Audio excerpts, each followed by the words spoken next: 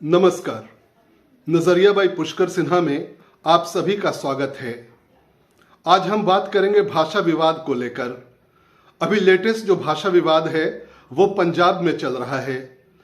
पंजाब के लोगों का कहना है, खास करके मंत्रियों का, कि सीबीएसई ने पंजाबी भाषा को हटा दिया है और 10वीं में पंजाबी जो है वो पंजाबी भाषा में कोई एग्जाम नहीं दे पाएगा।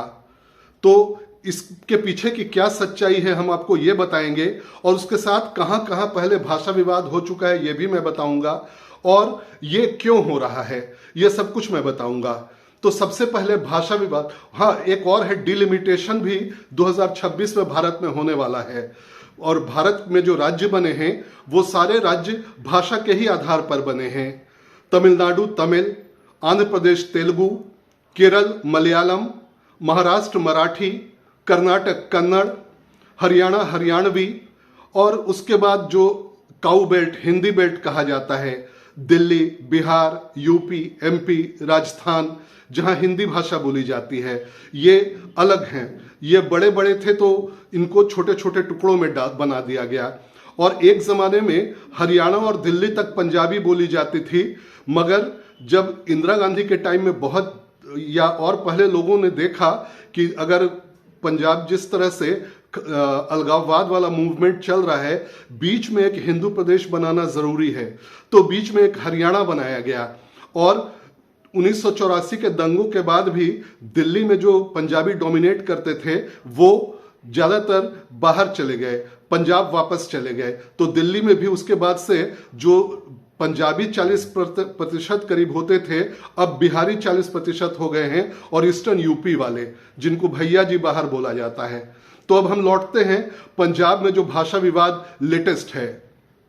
पंजाब के शिक्षा मंत्री तरुणप्रीत सिंह सौंद, उन्होंने कहा कि सीबीएसई ने पंजाबी भाषा को बंद कर दिया है। यानी कि 10वीं का जो नया मसौदा आया है 10th एग्जाम का सीबीएसई का, उसमें कहा जा रहा है सौंद के मुताबिक कि पंजाबी भाषा जो है वो नहीं दे पाएंगे एग्जाम। और उन्होंने हालांकि इस तरह से एलोबरेट किया कि पंजाबी भाषा और इंटरनेशनल लैंग्वेज, इन दोनों को एक साथ क्लब कर दिया गया है। जैसे कि रीजनल लैंग्वेज है, किसी को तमिल, पंजाबी इस टाइप की भाषा लेनी है, और किसी को चाइनीज, रशियन या दूसरी भाषा, विदेशी भाषा जो होती है वो सब लेनी है। इन सब को एक ही में कर दिया गया है। अब एक में अगर कर दिया गया है तो एक ही एग्जाम होगा। अगर किसी ने इंटरनेशनल लैंग्वेज स्पेनिश ली हुई है और वो चाहे कि वो पंजाबी भी ले, तो अब वो एग्जाम नहीं दे पाएगा कि इन दोनों का एग्जाम एक साथ होगा, क्योंकि एक ग्रुप में है ये सारे। तो इनका कहना था एक तरह से पंजाबी जो है उसको अलग हटा दिया गया है, और सीबीएसई जो है पंजाबियों के साथ दोहरा व्यवहार कर रहा है। तो सीबीएसई ने इस पे सफाई दी कि ऐसा कुछ नहीं है, हम पंजाबी में भी एग्जाम लेंगे। ये अभी जो है ये केवल मसौदा है, शुरुआती दौर है, मगर पंजाब में जिस तरह से हंगामा मचाया गया, बिल्कुल जो भाषा विवाद खड़ा कर दिया गया है, जिससे कि एक लड़ने जैसी स्थिति हो गई है। वहां जैसे बाकी भाषा है और पंजाबी है, उनको वहां पर इस तरह से किया गया है जैसे पंजाबियों के साथ अलग हो रहा है, खास करके केंद्र सरकार के साथ। केंद्र सरकार के साथ आम आदमी पार्टी का तो हमेशा ये होता है, मगर हर बार वो कुछ ना कुछ झूठ निकालकर केंद्र को भड़काने की कोशिश करते हैं या लोगों में भ्रम फैलाते हैं। पहले तो दिल्ली की आम आदमी पार्टी लगातार भ्रम फैलाती रही, मगर लोगों ने समझ लिया कि ये जो है ये गलत हैं, और केंद्र जो है, केंद्र या बीजेपी वो कुछ मामले में सही है। तो हमने दिल्ली का रिजल्ट देखा। अब पंजाब में भी काम वाम ज्यादा हो नहीं रहा है। ऐसे में अब उनको कोई एक मुद्दा चाहिए जिससे वो आगे बढ़े, नहीं तो उनका 2027 में जो चुनाव होने वाला है उसमें लगभग हार आम आदमी पार्टी की निश्चित है। और फिर तरुणप्रीत सिंह सौंद ने तो यहां तक कह दिया कि अगर किसी को सीबीएसई पंजाबी भाषा के साथ नहीं पास करवाता है तो पंजाब में हम सीबीएसई की उस डिग्री की मान्यता ही खत्म कर देंगे, हम मान्यता नहीं देंगे। अब पता नहीं पंजाब किस तरह से सीबीएसई जो सेंट्रल लेवल का है उसकी मान्यता किस तरह से खत्म करेगा। और भाषा विवाद जो है भारत में शुरू से रहा है। सबसे पहले जब डीएमके है, द्रविड़ मुनित्र कड़गम, यानी कि 1967 के आसपास करुणानिधि जब आए तो वो सबसे पहले भाषा विवाद को ही लेकर आए। वहां पर तमिलनाडु में जो कन्नड़, हिंदी या तेलुगु आसपास के जो थे वो स्पीकिंग लोग जो थे, उन लोगों के खिलाफ वहां काफी एक विद्रोह टाइप से करवाया गया। और जब इन लोगों को भगा दिया गया और केवल भाषा विवाद के घोड़े पे चढ़कर करुणानिधि जो है वहां मुख्यमंत्री बन गए। और आज उनके बेटे जो स्टालिन हैं, स्टालिन भी और कुछ नहीं, लगभग वही काम कर रहे हैं। वो हिंदी और तमिल को लेकर ये करते हैं, हंगामा मचाते हैं और दोनों में एक डिफरेंस पैदा करने की कोशिश करते हैं। स्टालिन वो जानबूझकर हिंदुत्व को गाली देते हैं और हिंदुत्व को गाली देते हैं क्योंकि वहां उनको इससे वोट मिलते हैं।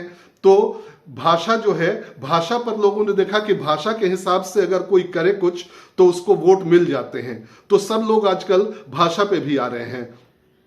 आप मराठी देख लीजिए, आज से करीब वही 60-70s में जब बाला साहब ठाकरे शिवसेना उन्होंने बनाई तो सबसे पहले उनका जो नारा था लुंगी उठाओ पुंगी बजाओ।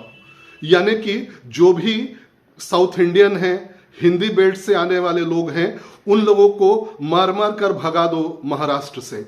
और बाद में जो शिवसेना हुई उन लोगों ने भी यही किया। हमने देखा कि जब बिहार और ईस्टर्न यूपी के जिनको वो लोग भैया बोलते थे, उनकी सब्जी की टोकरी वो गिरा देते थे, जो ठेले पर वो सामान बेचते थे पूरा का पूरा ठेला गिरा देते थे।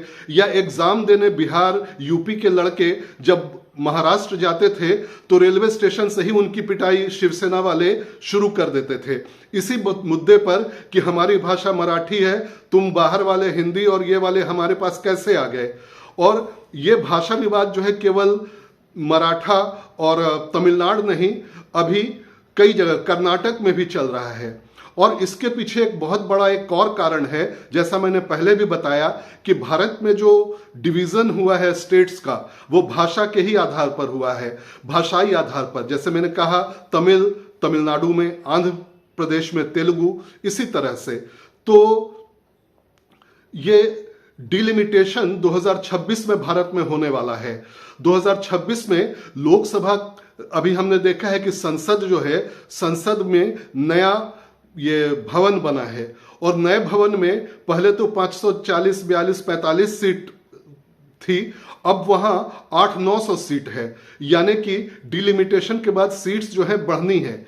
जैसे हम देखेंगे यूपी में अभी 80 सीट है, 80 से हो सकता है यूपी में ये आपका क्या, आप कितना लोग हैं, आपके यहाँ कितने लोग हैं, उसके आधार पे ये डिलिमिटेशन होगा और नए लोकसभा कंस्टिट्यूएंसी बनेंगे। तो यूपी अकेले में 80 से 143 लोकसभा सीट हो जा सकता है अगले साल अगर डिलिमिटेशन हो तो। तमिलनाडु में 39 से केवल 49 होगा, यानी 10 ही सीट का इजाफा होगा। केरल में 20 सीट है तो 20 ही रह जाएंगे। इस पर भी साउथ के राज्य बोल रहे हैं कि हम लोग ने जनसंख्या नियंत्रण करके रखा तो हमारे यहाँ आप लोकसभा के सीट कम कर देंगे। यानी कि जब भी कोई प्रधानमंत्री या कुछ बनने का होगा तो यूपी और इधर जो काऊ बेल्ट हैं, इधर ज्यादा सीटें बढ़ेंगी क्योंकि यहाँ पॉपुलेशन ज्यादा है। तो इधर के लोग बार बार प्रधानमंत्री और हर चीज बनेंगे और साउथ वाले मुंह ताकते रह जाएंगे। तो एक ये भी हुआ।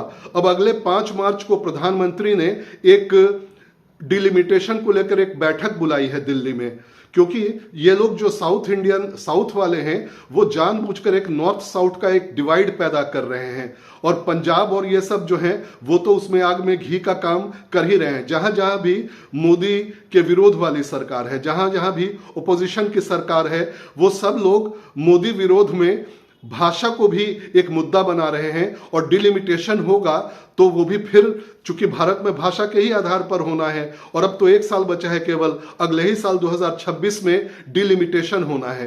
तो ये भी देखना है कि क्या होता है वहां पर। तो तमिलनाडु ने जो ट्राइलिंगुअल पॉलिसी आई है कि आपको 3 भाषा सीखनी है, हिंदी राष्ट्रभाषा है, साथ में जैसे तमिलनाडु है तो तमिलनाडु है तो तमिल सीख लीजिए और एक और कुछ सीख लीजिए। इसका भी काफी विरोध हो रहा है, जबकि अच्छी चीज है। अगर हिंदी वाले भी तमिल सीखेंगे तो इसमें क्या बुराई है? ये तो अच्छी चीज है, हम एक नई भाषा सीख रहे हैं। तो आज के लिए नजरिया बाई पुष्कर सिन्हा में इतना ही। नमस्कार।